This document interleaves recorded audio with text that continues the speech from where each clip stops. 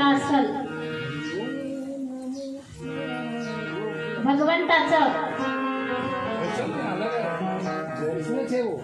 तर तो आता राक्षस राहिला असेल का? कारण तो जरी राक्षस असला तरी त्याच्या पत्नीने कल्पकतेने त्याच्याकडून भगवंताचं नाव म्हणून घेतलं होतं.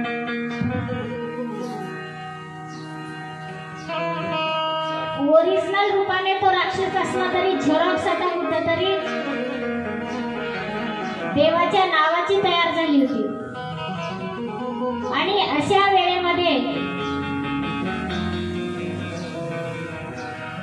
कयाधू माता गरोदर राहिली आणि तिच्या उदरामध्ये भक्त प्रल्हादासारखा ईश्वराचा भक्त वाढत होता.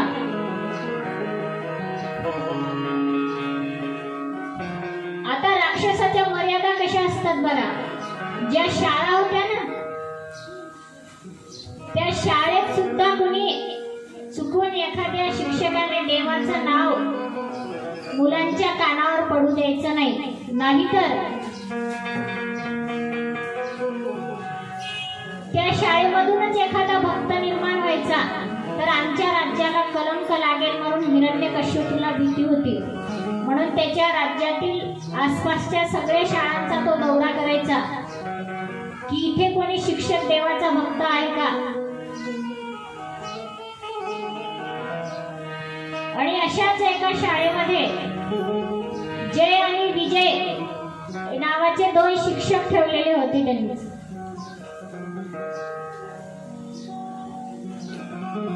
पण सर्व चौकशी हिरण्यकश्यपू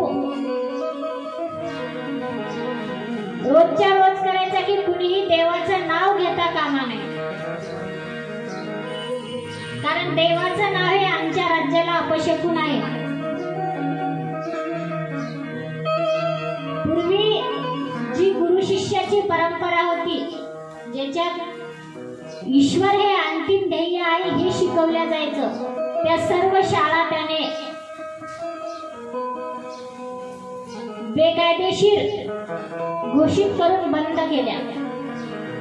आणि फक्त काय ठेवलं, इथून समोर फक्त A for apple, B for ball, C for cat, D for dog, याच्या पलीकडे शिकवायचं नाही. पण त्याच डॉग मध्ये ईश्वर आहे हे मात्र शिकवायचं. आमच्या मुलांना सी फॉर कॅट शिकवलं जातं, डी फॉर डॉग शिकवलं जातं आणि डॉग म्हणजे कुत्रा शिकवलं जातं. पण त्या डॉग मध्ये ईश्वर दडलेला आहे हे मात्र कधी शिकवल्या जात नाही. त्या डॉगची स्पेलिंग होती DOG, त्याला कधी उलट करून बघा. त्या DOGला कधी आम्ही उलट बघितलंच नाही. त्या DOG मध्ये डॉग म्हणजे कुत्रा, कुत्र्याच्या हृदयात सुद्धा देव आहे हे आम्ही कधी बघितलंच नाही. कारण पाश्चिमात्य राष्ट्रांना फक्त कुत्रा माहिती आणि त्यांची शिक्षण व्यवस्था आम्ही आणून आमचे हाल सुद्धा कुत्र्यासारखे झाले. पण आमच्या शिक्षण व्यवस्थेला DOG डॉगच्या पलीकडे DOGचं उलट करून GOD गॉड मध्ये देव हे कसं करायचं हे माहिती आहे.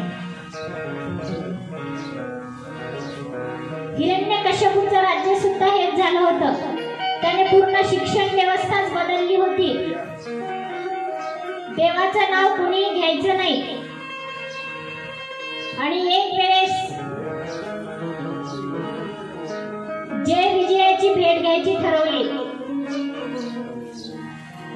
तर जय विजयाच्या निवासस्थानी हिरण्यकश्यपू गेला. जय आणि विजय त्या ठिकाणी देवपूजा करत बसले होते. एका तांब्याच्या ताटलीमध्ये देव घेतले, वरतून पाणी टाकत होते आणि बघितलं हिरण्यकश्यपू आला समोरून, आता काय करावं? देवाला विनंती केली, देवा आता ह्या तुझ्या मूर्त्या जर हिरण्यकश्यपूच्या नजरेस पडल्या तर तुमचा तर खात्मा आहेच, पण तुम्ही मूर्तीत आहेत, पण आमचा तुमच्याही अगोदर मृत्यू ठरलेला आहे.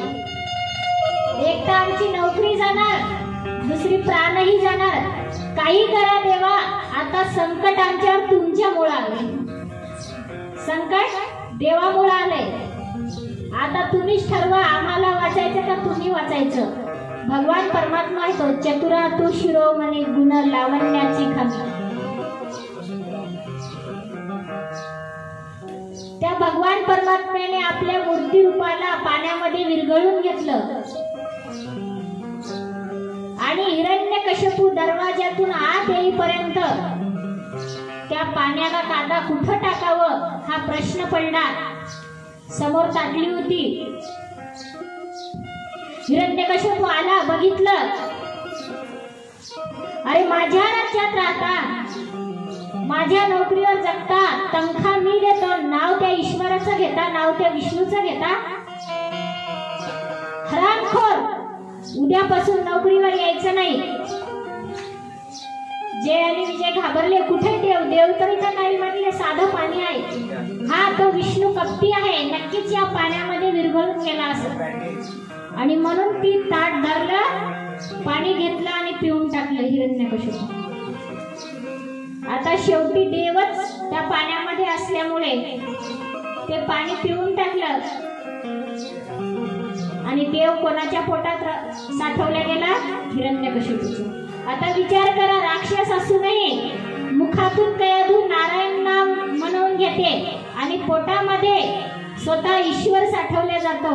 अशा घरामध्ये जन्माला येणारा मुलगा, जन्माला येणारा अपत्य, ते काय राक्षस येईल का आता?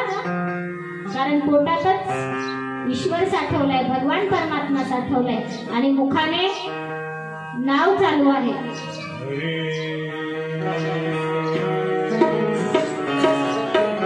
कृष्ण गोविंद हरे